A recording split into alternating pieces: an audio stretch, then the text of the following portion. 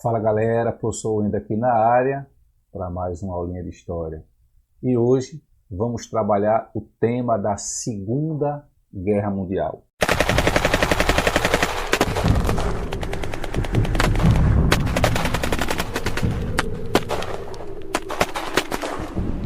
Não dá para a gente falar, obviamente, de tudo, né, da Segunda Guerra Mundial, é um assunto muito extenso, muito detalhado.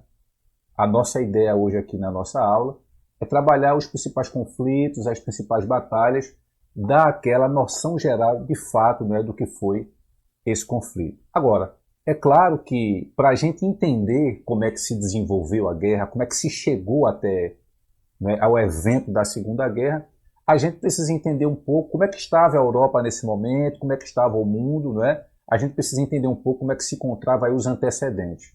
Primeiro, você sabe que a Alemanha, né, ou seja, o mundo havia saído não há muito tempo, né, da Primeira Guerra Mundial, você tem 2 décadas aí do fim da Primeira Guerra Mundial, onde a Alemanha foi completamente arrasada, né, o Tratado de Versalhes impôs duras sanções e punições para a Alemanha, isso acabou gerando, de certa forma, um revanchismo alemão. Então, esse é o contexto, né, contexto também que o mundo estava saindo aí de uma crise econômica, né, a crise do capitalismo, né, a crise de 29, que abalou o mundo, né, vamos dizer assim, o mundo capitalista. Então, esse é o cenário, né, são alguns dos principais antecedentes. E aí, o que é que você vai ter também somado a isso? Bom, é um momento de retomada de alguns imperialismos, né? O Japão, por exemplo, o Japão em 1931 vai ocupar, né, vai dominar a Manchúria, tá? E depois vai ocupar parte da China.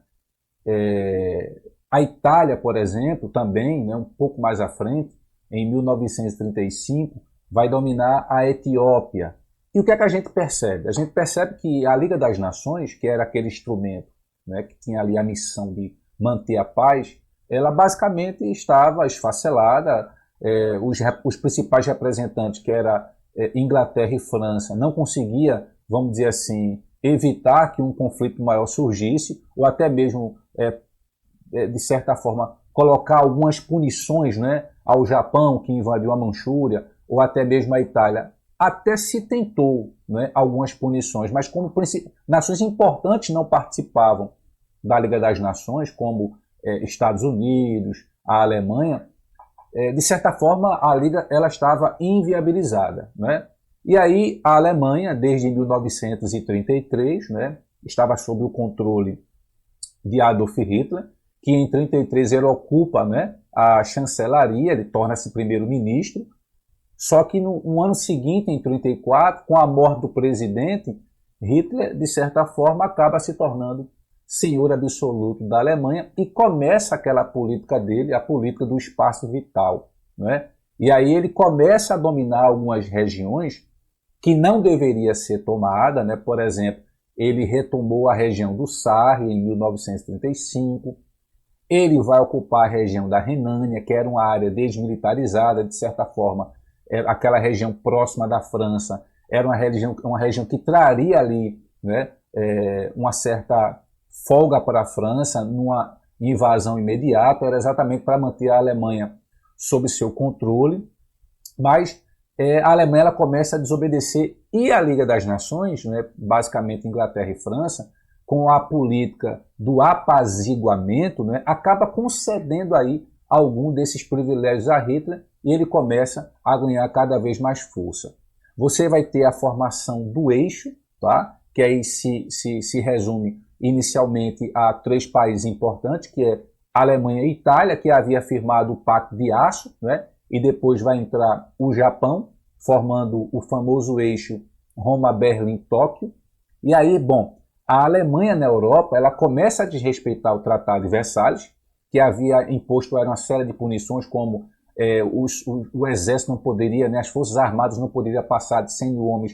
Então, Hitler começa agora a fazer o recrutamento obrigatório, ele começa a investir em armamentos, começa a investir em indústria bélica.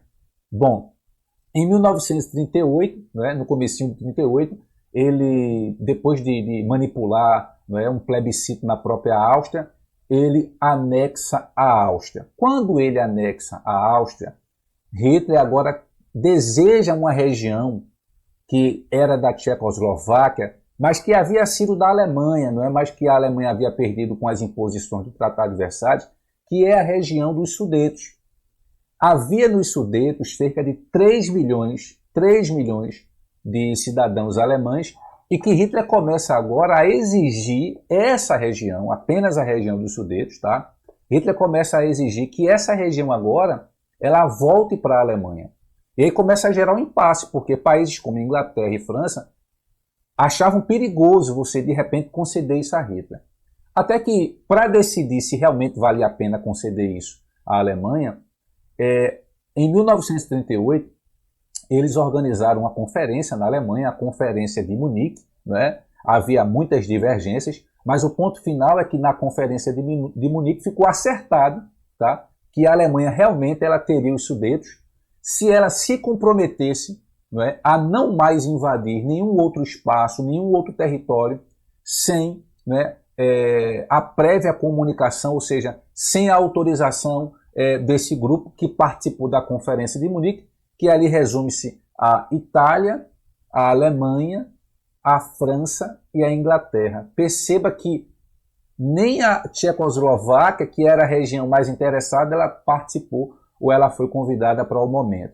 O fato é que Hitler se compromete, assina um documento dizendo que não invadiria nada sem autorização prévia dessa comissão, e aí ele então, né, com carta branca, ele vai e ocupa a região dos Sudetos, né? O problema não foi aí, porque de certa forma havia a permissão para essa ocupação. O problema é que pouco tempo depois, né, a Alemanha ocupa toda a Tchecoslováquia, desrespeitando o acordo da Conferência de Munique. Então havia ficado muito claro para a Inglaterra e para a França, né, de que Hitler não respeitava acordo e que não adiantava mais fazer acordo com ele. Bom, olhando o mapa, dá para perceber aí o quê? Dá para perceber que ele tinha pego os Sudetos, inicialmente a região da Renânia ali, anexa à Áustria, parte para a região dos Sudetos e depois ocupa toda a Tchecoslováquia. Observando o mapa, fica muito claro, não é, que Hitler ele queria a Polônia. A Alemanha havia perdido parte, né, da região da Polônia, principalmente o porto de Danzig, quando você separou ali e criou o corredor polonês para permitir saída ao mar para a Polônia. A Alemanha queria de volta essa região da Polônia. O fato é que se a Alemanha invade a Polônia, já era praticamente certo que a Inglaterra e a França iriam declarar guerra à Alemanha e que a política de apaziguamento realmente não estava funcionando, tá? E aí o mundo vivia momentos de tensão, não é? O mundo vivia ali momentos de que uma nova guerra poderia ocorrer e de proporções inimagináveis. Só que se Hitler invade a Polônia, ele já estava certo de que seria declarado guerra para ele pela França e pela Inglaterra, ou seja, ele já teria uma frente a que se preocupar, que seria a frente ocidental, tá? E aí ele poderia, dominando toda a Polônia, ele também poderia ter problemas com a União Soviética, que poderia declarar guerra a ele, já que estava praticamente na fronteira com a União Soviética, na fronteira de Stalin. Resultado, era inviável nesse momento a Alemanha lutar em duas frentes. E isso foi o grande problema da Alemanha na Primeira Guerra Mundial, lutar em duas frentes. E aí o que é que Hitler faz? Surpreendendo o mundo, no dia 23 de agosto de 1939, Hitler assina um acordo com a União Soviética, um acordo com Stalin, que é o Pacto de Não Agressão. A ideia do Pacto de Não Agressão era evitar um conflito na frente oriental, pelo menos nesse momento, tá? E aí esse acordo resumia-se a divisão da Polônia entre a União Soviética e a Alemanha, e era um pacto de não agressão, ou seja, durante 5 anos, pelo menos é o que tratava o documento, em caso de guerra, a Alemanha e a União Soviética elas estariam neutras, ninguém declararia guerra a ninguém. Com isso, Hitler estava com a carta branca para invadir a Polônia e se concentrar na frente ocidental. E é exatamente isso que vai acontecer. Uma semana depois, praticamente, de ter assinado o Pacto de Não Agressão, né, o Pacto Nazi-Soviético, a Alemanha, no dia 1º de setembro de 1939, invade a Polônia. O mundo, mais uma vez, estava em guerra, praticamente 2 décadas depois do final da Primeira Guerra, o mundo estava mais uma vez, a Europa inicialmente, né, e depois outros continentes, estavam em guerra. Tá? E aí você tem a invasão da Polônia, que foi em setembro. De setembro ali a março, basicamente não houve grandes conflitos, grandes batalhas, né? Tanto que se chamava esse início aí de guerra de mentira. Tá? Mas de abril a junho de 1940, a Alemanha inicia a chamada a ofensiva nazista. Né? Hitler põe em prática a Blitzkrieg, né? Que era aquele avanço onde ia primeiro a aviação, né? A Luftwaffe, a aviação alemã bombardeava, depois iam os tanques e por fim a infantaria ia e consolidava o domínio. De abril a junho, Hitler tomou vários países, né? Dominou a Noruega, dominou a Dinamarca, pegou Luxemburgo, Bélgica, Holanda e dominou a França. Né? A França que foi dominada inicialmente, os nazistas ocuparam a região do norte, né? Hitler ocupa Paris, né? E domina aquela região do norte. A França é dividida em 2 regiões, o norte todo alemão, né? Com capital em Paris, e o sul era um governo francês, mas um governo que colaborava com os nazistas, né? Que teve ali a sede, a capital em Vichy. Então, basicamente aí ele dominou tudo muito rápido, restando agora, né, ele deixou por último ali, na frente ocidental, a Inglaterra. Então há uma série de bombardeios na Inglaterra, uma luta acirrada, mas que Hitler, mesmo jogando bombas em Londres, destruindo muito a Inglaterra, não é, o primeiro-ministro inglês, Winston Churchill, ele consegue deter, né, esse avanço nazista, e a Alemanha não domina a Inglaterra, mas deixa a Inglaterra realmente sob circunstâncias muito difíceis. O que também acabou contribuindo para que a Inglaterra conseguisse resistir ao nazismo foi uma ajuda americana, né? Os americanos enviaram para a Inglaterra cerca de 50 navios de guerra, né? Destroyers, não, claro, antes da Inglaterra ter que pagar muito caro por isso, cedendo boa parte das suas bases militares, né? Que a conectavam com o resto de suas colônias, mas era necessário, e aí a Inglaterra consegue deter o nazismo. E aí a gente pode dizer que, bom, a Inglaterra estava um pouco fora de combate, mas a Alemanha não havia dominado. Acreditando que a frente ocidental já estava praticamente inutilizada, o que é que Hitler vai fazer? Ele vai agora, né, colocar seus olhos para o horizonte da frente oriental. E na frente oriental, o que é que você tinha? Você tinha a União Soviética. O que é que tinha de tão importante nessa região do leste europeu? Bom, principalmente na União Soviética, que é uma área de alguns polos de industrialização, né? Grandes centros de cereais, tá? E de muita riqueza natural, como, por exemplo, o petróleo, que era exatamente muito necessário para manter o funcionamento da máquina nazista. Bom, haverá essa preparação para invadir a União Soviética, e em junho de 1941, né, você tem o início disso tudo aí. Antes de invadir propriamente a União Soviética, ele pega algumas regiões que eram interessantes, ele pega a Iugoslávia, pega a Grécia, pega a Creta, e aí ele organiza então a invasão propriamente dita à União Soviética, que é a Operação Barbarossa, né? Que seria invadir a União Soviética em 3 frentes principais. No norte seria dominar Leningrado, que seria aí o centro ideológico, né? O símbolo da Revolução Russa. No centro seria dominar a capital, né, o polo administrativo, e no sul, às margens do rio Volga, era dominar uma cidade estratégica, que era a cidade de Stalingrado, a cidade que tinha o nome do chefe. Dominar esses 3 pontos, basicamente, seria dominar parte considerável da União Soviética. É claro que os soviéticos não deixaram isso de mão, resistiram também de maneira muito brava, né, de maneira feroz. Stalin utiliza a terra arrasada, né, que é aquela tática em que ele pedia para os cidadãos russos, soviéticos, fossem cada vez mais indo para o interior, e indo para o interior, tá, a ideia era o que não pudesse ser levado fosse destruído, né? Plantações, cidades, enfim, que não deixasse nada para o inimigo. Lembrando que a Alemanha estava invadindo toda essa operação do leste europeu aí para invadir a União Soviética. Foram quase 4 milhões de soldados, né, para invadir aí a União Soviética. E é claro que você entrando em cidades completamente arrasadas, sem alimentos, isso dificultaria, né? Isso dificultaria aí o domínio nazista.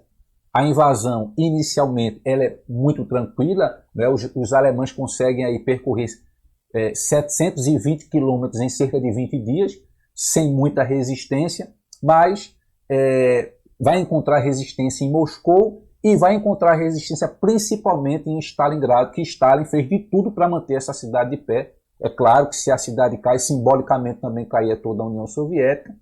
E ali na Batalha de Stalingrado, né, que se concentrou de novembro de 1942 até fevereiro de 1943. Foram batalhas duras, mas que Hitler não conseguiu dominar e que a União Soviética vence.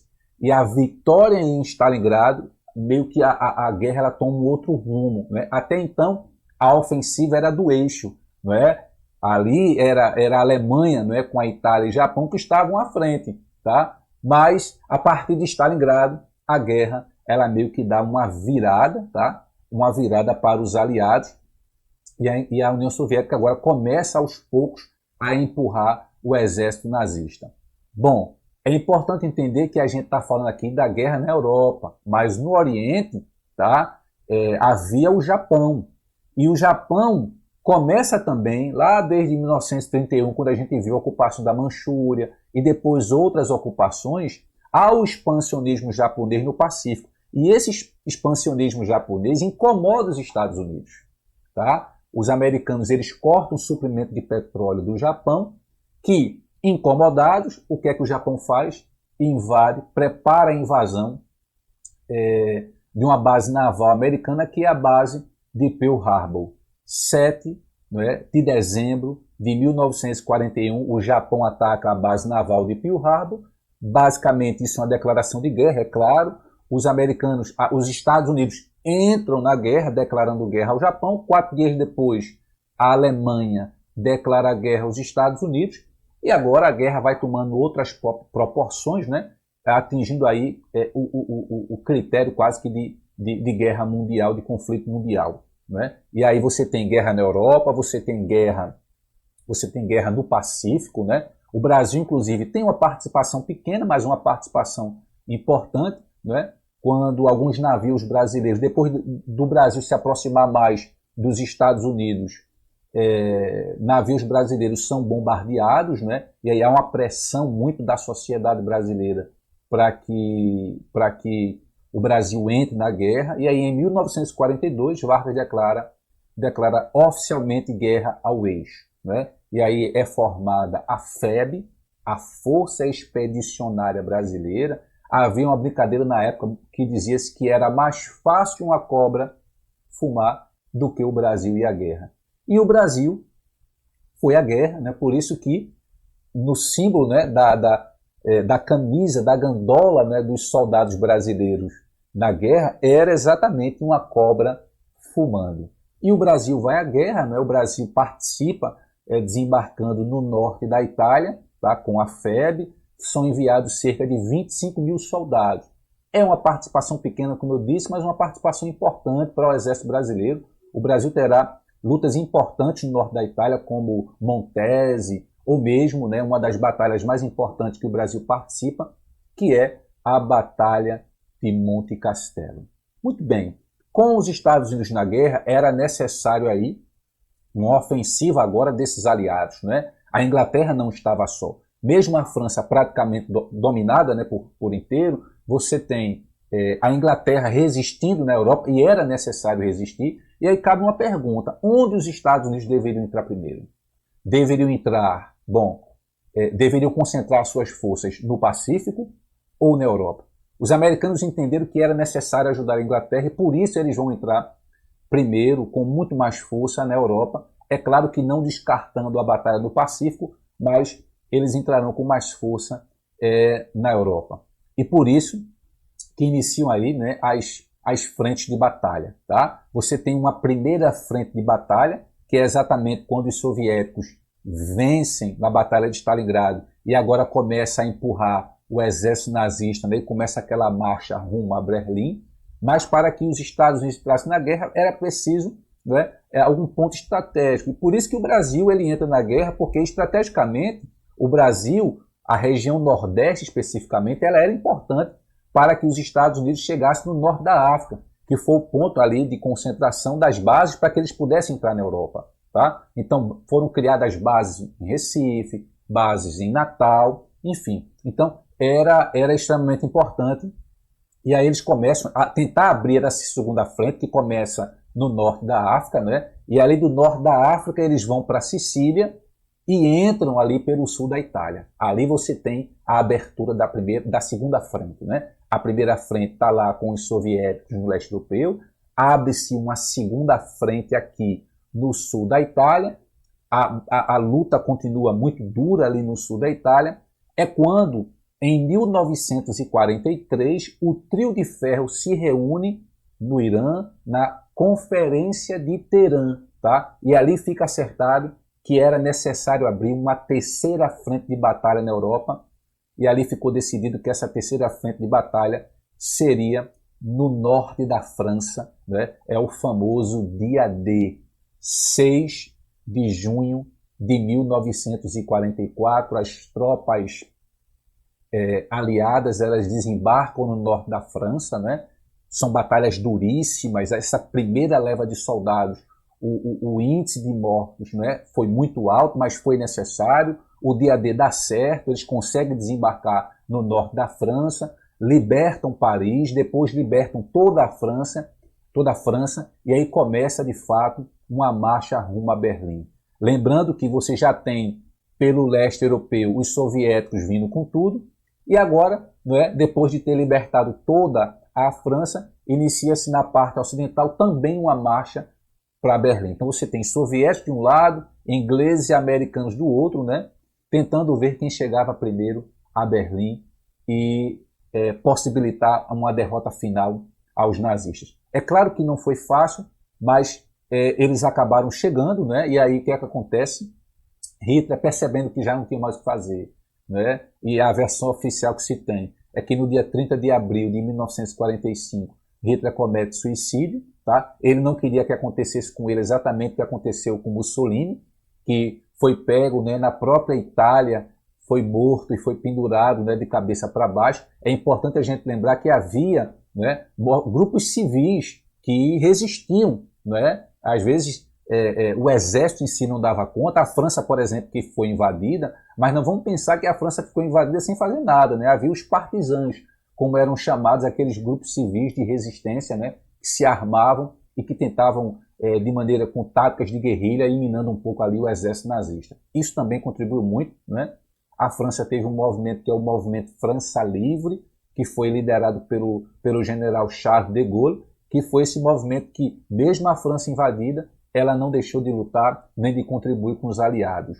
Bom, quem chega primeiro a Berlim, né, por uma diferença muito pequena, são os soviéticos, né, chegam, hasteiam lá, né, há uma imagem muito interessante que vocês vão ver aí, o soldado soviético, ele hasteando a bandeira do parlamento, né, no parlamento alemão. É o dia da vitória, é quando a guerra acaba na Europa, né, quando a Alemanha assina a rendição incondicional. Mais uma vez, a Alemanha havia perdido uma guerra e agora, assim, as consequências seriam muito mais devastadoras para a Europa e para a própria Alemanha. A guerra termina na Europa no dia 8 de maio, tá? Mas é importante entender que ela ainda continua na Ásia. Os Estados Unidos eles vão concentrar suas forças na Ásia, o Japão ali resiste muito, tá? Até que os americanos, né, com a autorização do seu presidente Harry Truman, você tem que os americanos eles jogam, né, as bombas no Japão, joga primeiro em Hiroshima, no dia 6 de agosto. O Japão não se rende, joga uma segunda bomba no dia 9 de agosto em Nagasaki. O Japão ainda meio que reluta, até que há uma ameaça de jogar uma bomba em Tóquio, é quando o Japão assina a sua rendição incondicional. A guerra havia acabado, de certa forma, na Europa e também na Ásia, mas o que a guerra trouxe, aquilo que ela deixou, marcou o mundo. né? Como, por exemplo, tudo que foi feito com os judeus, né? O Holocausto judaico. À medida que os soviéticos ou, por exemplo, os americanos eles iam libertando áreas que estavam sob controle do nazismo, foi se vendo os horrores da guerra. Aquilo que muitos achavam que era boato, não era, né? Tudo aquilo que os alemães fizeram com os judeus, a perseguição, o extermínio, né? As câmaras de gás, enfim. Tudo isso chocou o mundo, era necessário dar uma resposta para que isso não acontecesse mais, para que a intolerância, né, não provocasse mais genocídios como esse, como o genocídio judeu. Bom, gente, a ideia era essa, tá? A gente passar aí e detalhar ou discutir os pontos principais da Segunda Guerra Mundial. Beleza? Espero que vocês tenham gostado. Se inscrevam no nosso canal e até a próxima. Valeu!